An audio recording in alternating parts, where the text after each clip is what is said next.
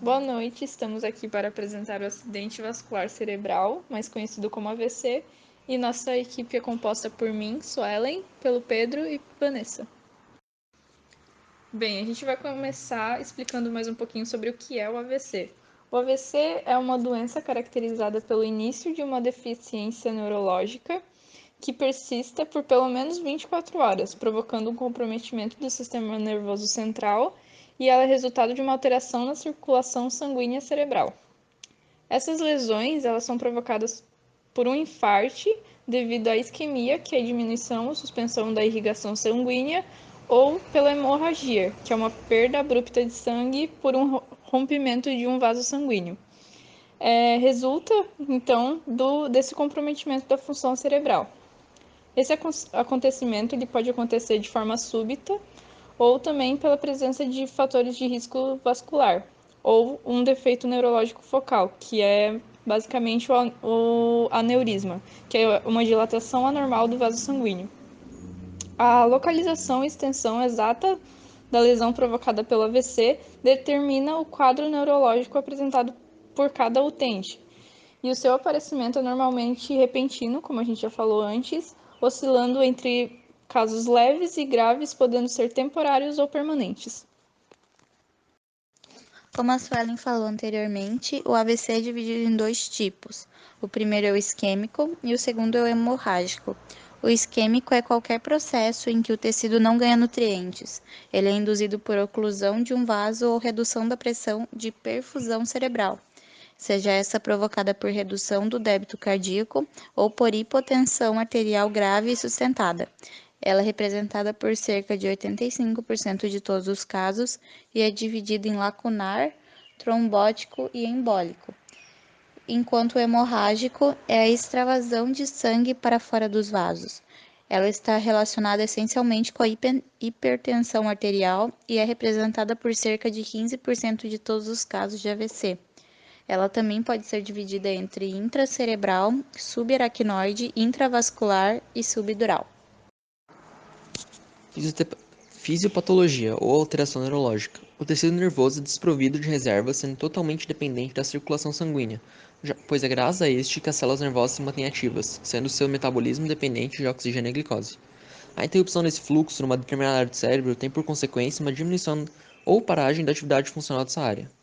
Se a interrupção do fluxo sanguíneo for inferior a 3 minutos, a alteração é reversível. Se esse prazo ultrapassar os 3 minutos, a alteração funcional poderá ser irreversível, originando necrose do tecido nervoso. Como a Vanessa falou anteriormente, o AVC pode ser causado por dois mecanismos diferentes: oclusão de um vaso provocando isquemia e infarto do território dependente desse vaso, ou ruptura vascular, a hemorragia. Sobre a manifestação clínica. Tanto a isquemia quanto a hemorragia têm em comum a sua manifestação clínica mais frequente, que é a hemiplegia, que é uma fraqueza muscular ou paralisia parcial de um lado do corpo que pode afetar os braços, as pernas e os músculos faciais. Nos dois casos, o início é marcado pela ocorrência brutal ou rapidamente progressiva de uma paralisia do hemicorpo contralateral à lesão. Em relação aos problemas associados às lesões que acometem no AVC, temos as alterações motoras do tônus, onde o tônus fica muito baixo para iniciar movimentos, a presença de reações associadas que são respostas automáticas anormais e estereotipadas, e a perda do mecanismo de controle de postura. Também há as alterações sensoriais, que são déficits sensoriais superficiais, proprioceptivos e visuais. As alterações perceptivas, que dependem do tipo e extensão, que dependem do local da lesão. As alterações da comunicação e do comportamento, que são afasias e déficits do comportamento. Também há problemas secundários possíveis, como a pneumonia, a formação de coágulos de sangue nas veias das pernas, os quais podem atingir a circulação pulmonar, provocando uma embolia pulmonar potencialmente fatal, a infecção no trato respiratório, a incontinência urinária e a obstipação. Fatores de risco. Os principais fatores de risco de AVC são a arteriosclerose, a hipertensão arterial, o tabagismo, o colesterol elevado, o diabetes mellitus, a hiperglicemia, a obesidade, doença das válvulas e arritmias cardíacas, dilatação do coração, a hereditariedade, sedentarismo, o uso de anticoncepcionais orais e a idade. A probabilidade de ocorrência de AVC aumenta com a idade.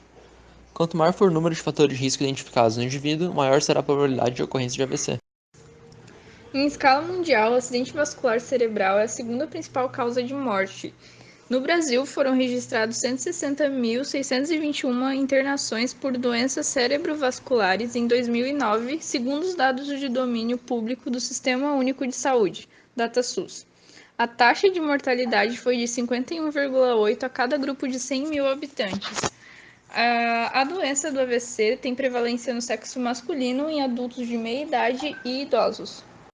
Sobre os sintomas do AVC, os principais sinais de alerta para qualquer tipo de AVC são fraqueza ou formigamento na face, no braço ou na perna, especialmente de um lado só do corpo, assimetria facial, confusão mental, alteração da fala, compreensão e na visão, principalmente só em um dos olhos, alteração de equilíbrio, coordenação, tontura ou alteração no andar, dor de cabeça súbita e intensa sem causa aparente.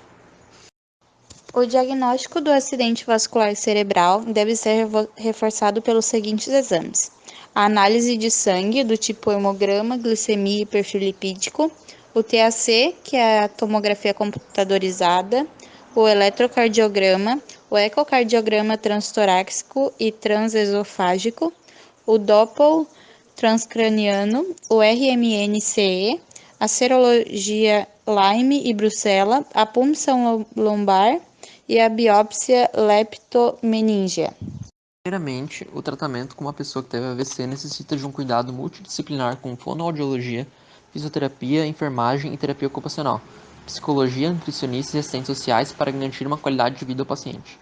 Cada caso possui sequelas e incapacidades diferentes, pois pode afetar diferentes áreas do cérebro, portanto, devem ser reconhecidas essas incapacidades para que seja estabelecido o tratamento correto. Para cuidados de imediato, deve ser especificado se é um AVC isquêmico ou hemorrágico.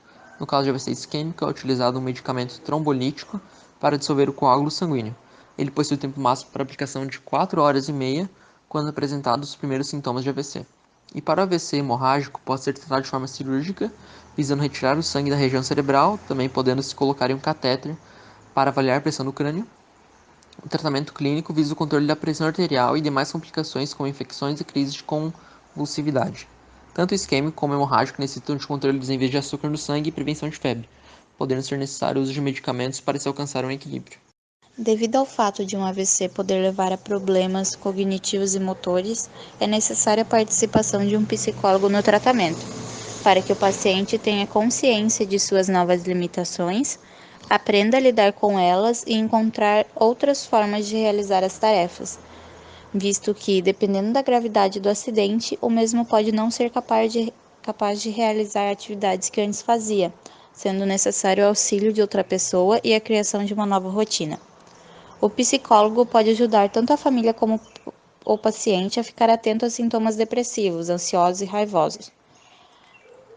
Resumidamente, a função do psicólogo será auxiliar o paciente e a família a refletirem sobre as mudanças na rotina, que serão necessárias, e ouvir as necessidades do paciente para prevenir possíveis quadros.